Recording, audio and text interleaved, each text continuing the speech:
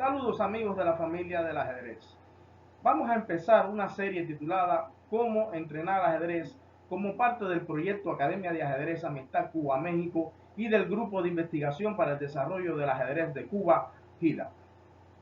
Esta serie va a comenzar con la primera parte de la conferencia titulada Las habilidades prácticas para analizar posiciones de ajedrez.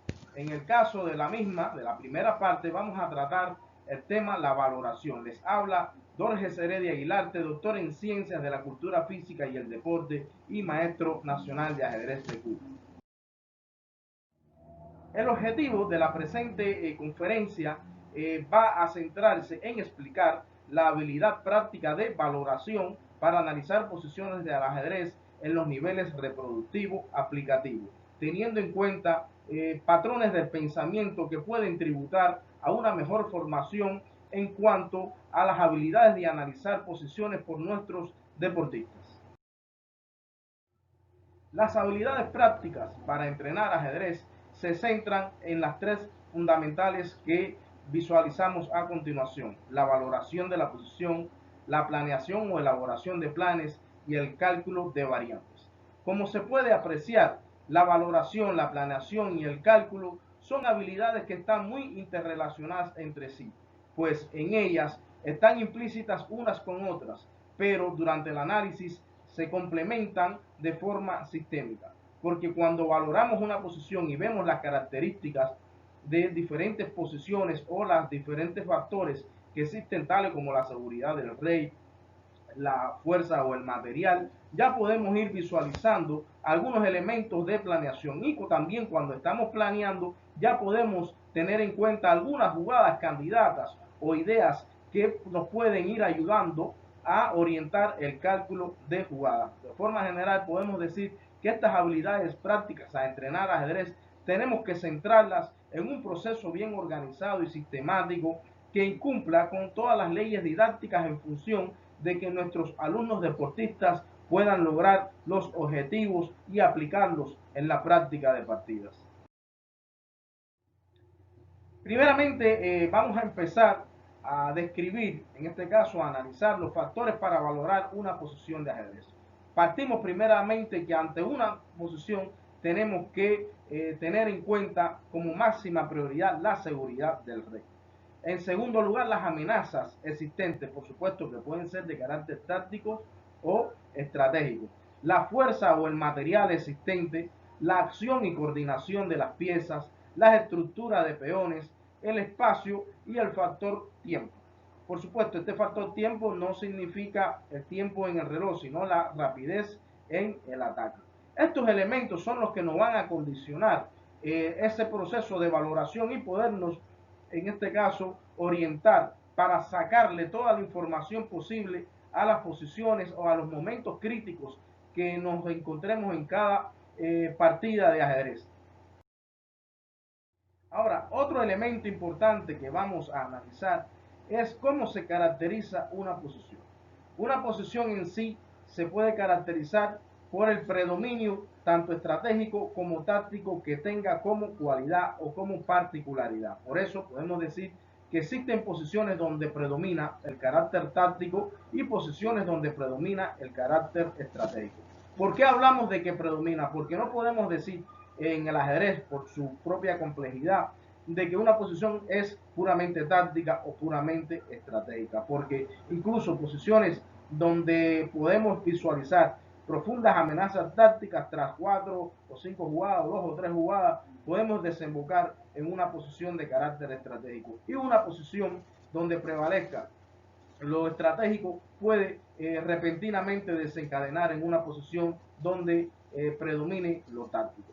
Ejemplos de posiciones de carácter táctico son aquellas cuando se amenaza jaque mate, capturar una pieza, sacrificio de pieza por ataque, entre otros aspectos que podemos mencionar sobre la base de las amenazas tácticas. Ejemplo de ellos es la siguiente posición, como se puede apreciar. Si le jugaran las piezas negras, estarían dando jaque mate con torre A1 al rey blanco.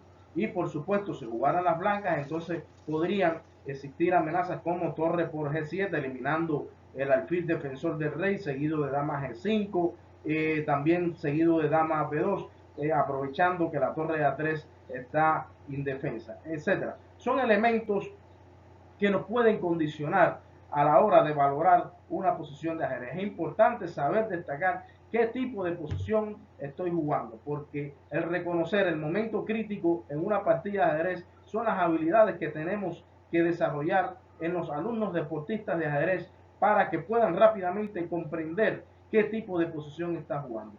En aquellas posiciones donde predomina el carácter estratégico de la lucha, podemos caracterizarla como aquellas cuando se requiere preparar el ataque, es decir, organizar y activar las piezas, eliminar amenazas estratégicas del rival, ¿no? Cuando se requiere incluso fortalecer una casilla, simplificar una posición, entre otros elementos. Ejemplo de ello es la siguiente posición, donde juegan las piezas blancas. Como se puede apreciar, no hay una amenaza directa, táctica, desde el punto de vista de la captura de una pieza, de amenazar jaque mate, sino que todavía se deben preparar y organizar y activar ciertas piezas. En función de este caso, las blancas deben preparar un ataque en el flanco dama hacia el rey negro y las negras tratar de buscar un contrajuego atacando el flanco rey por parte de las blancas. Por tanto, ambos bandos necesitan de organizar el ataque. Por supuesto, en este caso pueden existir diferentes maniobras y como se puede apreciar, las blancas tienen una mayor posibilidad de atacar rápidamente a la estructura de peones del negro. Ejemplificación de estos aspectos que hemos abordado anteriormente va a resultar ser el análisis que vamos a hacer de una partida tomada del libro Secretos de la Táctica en el Ajedrez del gran y reconocido entrenador Mark Dvoretzky. Incluso aquí propiciamos la ejemplificación de una partida de él con Blanca contra Schürrle en el año 1980. Vamos a proceder a valorar la posición a partir de los elementos que tratamos anteriormente. Bueno, apreciamos que en cuanto a la seguridad del rey, las blancas poseen una mayor seguridad. Las negras, por el contrario, lo tienen muy poco defendido. Y sobre todo los puntos G7 y H7 que están defendidos solamente por el rey negro.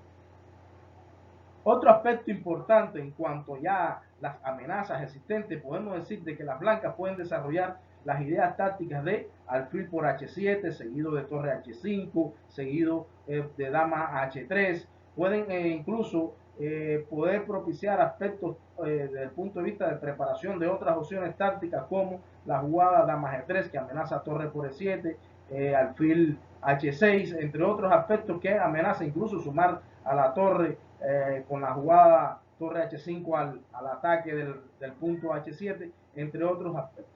Las negras, por su parte, amenazan realizar la jugada alfil F6, amenazan incluso de la jugada F5, importante para hacerse mucho más fuerte en la jugada, en la casilla 4 y por supuesto cerrando la diagonal débil que apunta sobre el punto H7.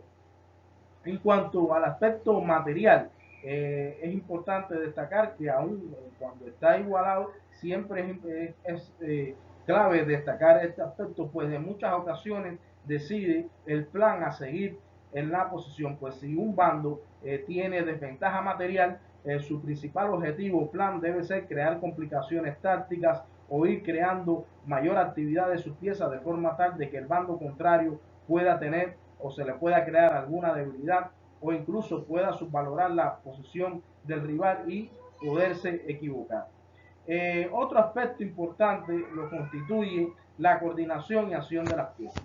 Si analizamos la posición a la hora de sacarle información, que es lo que se trata en una posición crítica, cada vez que estemos en una posición crítica, debemos extraer toda la información posible de la posición de forma tal de que nos permita lograr las mejores determinaciones de las jugadas candidatas. Las blancas, en este caso, tienen una mejor coordinación de las piezas. Como puede apreciar, tienen un mejor desarrollo, solo le faltaría activar su torre de A1 en la casilla E1, mientras las negras deben activar la torre de A8 y su dama, o sea, la dama de D8 y la torre de A8. Se puede apreciar que la pareja de alfiles blanco son superiores a alfil y caballo, y la dama del blanco está mucho más activa que la dama del rival. Podemos decir entonces que la pareja de alfiles blanco es superior en actividad respecto a o mejor dicho, a la pareja de alfil y caballo negros.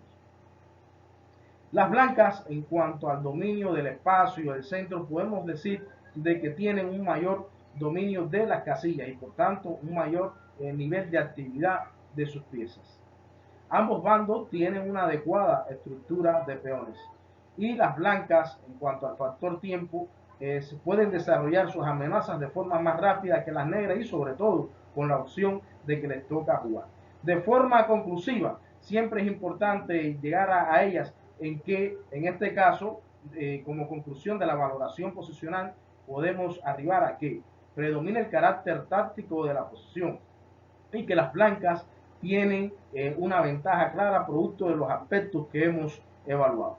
Ejemplos como este constantemente tenemos que desarrollarlo en los alumnos, es decir, es muy importante ponerles posición donde ellos, tanto de forma individual como grupal, puedan realizar estos análisis a partir de los diferentes factores o diferentes aspectos de la posición para poderla extraer toda la información necesaria que nos permita realizar una adecuada planificación.